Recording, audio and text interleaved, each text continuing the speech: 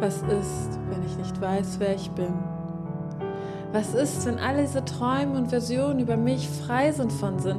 Was ist, wenn ich nicht danach strebe, Antworten zu finden? Was ist, wenn ich diese Seiten nicht mehr binde, mich nicht einfüge, keinen Rhythmus fühle? Was ist, wenn es nicht darum geht, wer du bist?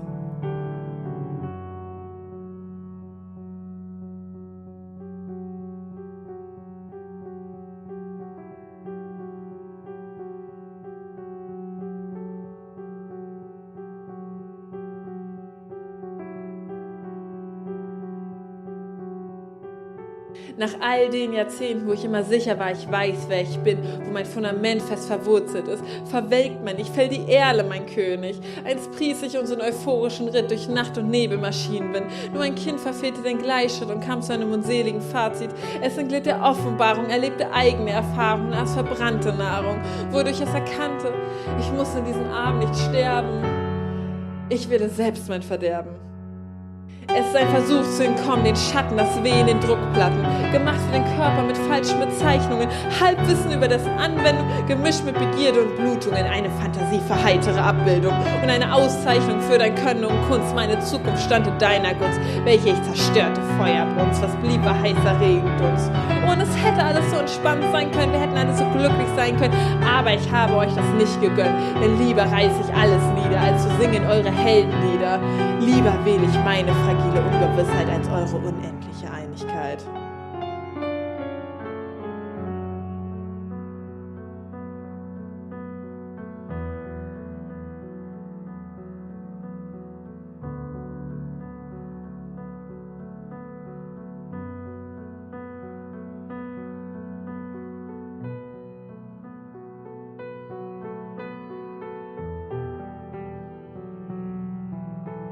Was ist, wenn ich nicht weiß, wer ich bin?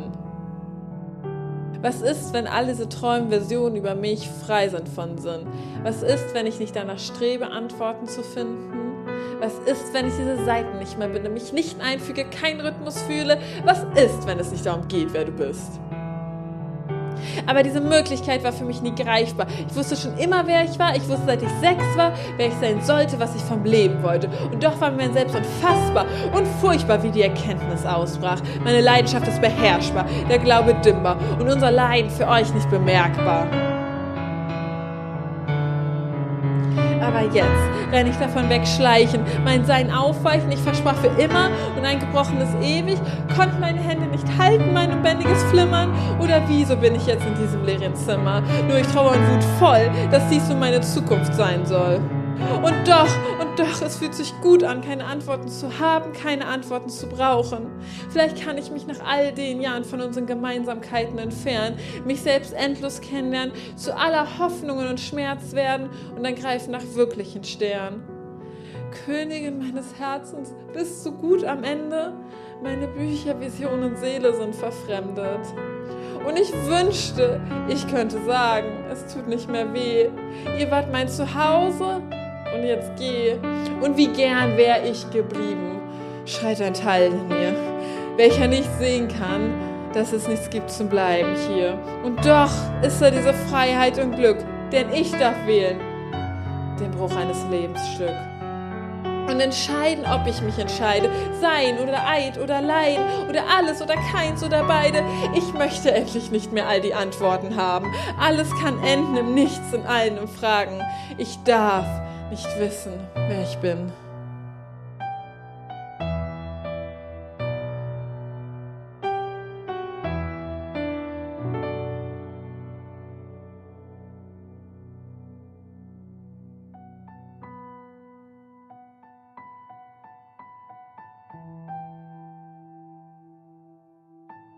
Was ist, wenn ich nicht weiß, wer ich bin? Was ist, wenn alle diese Träume und Versionen über mich frei sind von Sinn? Was ist, wenn ich nicht danach strebe, Antworten zu finden? Was ist, wenn ich diese Seiten nicht mehr binde, mich nicht einfüge, keinen Rhythmus fühle? Was ist, wenn es nicht darum geht, wer du bist?